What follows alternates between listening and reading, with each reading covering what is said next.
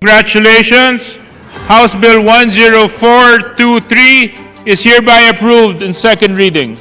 Speaker, I move that we recognize the Honorable Representative Stella Kimbo of the 2nd District of Marikina City to sponsor the measure.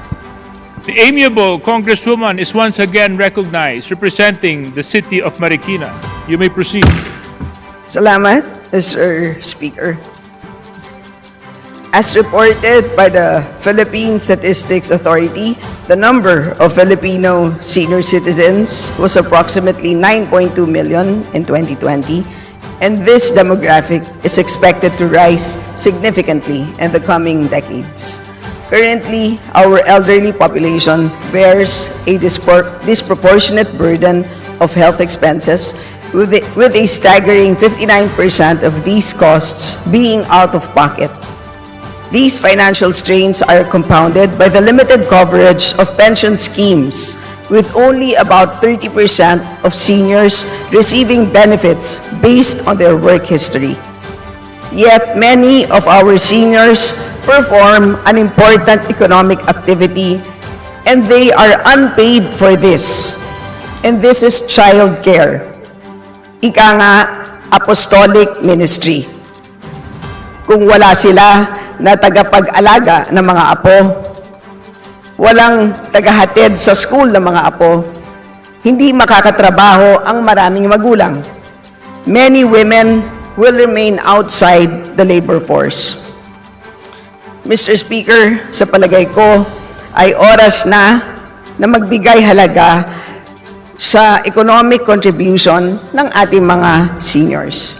So today, I stand before you to sponsor a bill of utmost importance, an essential piece of legislation aimed at securing the well-being and dignity of our senior citizens.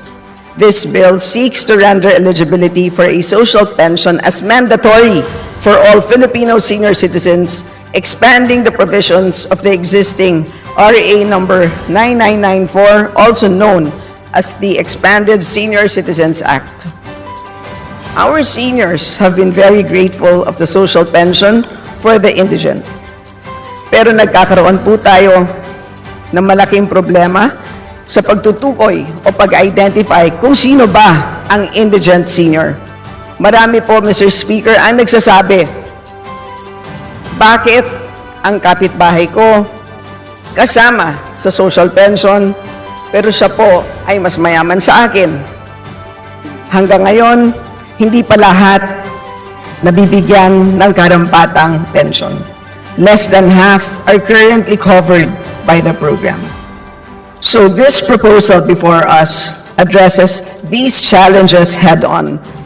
Through this measure, indigent seniors will continue to receive their 1,000 pesos monthly pension, and the rest of the senior citizen population who are not currently covered will receive at least 500 pesos per month.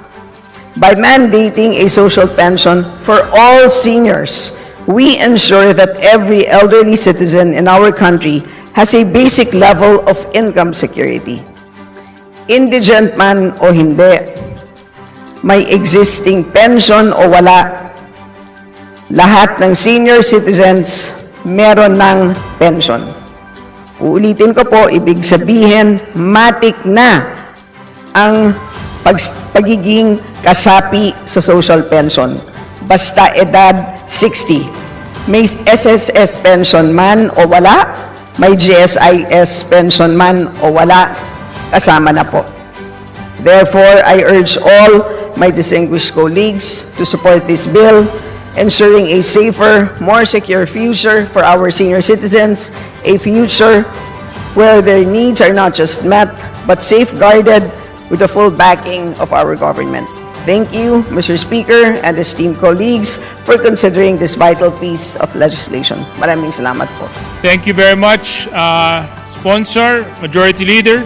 Mr. Speaker, there being no member who wishes to interpolate, I move that we terminate the period of sponsorship and debate.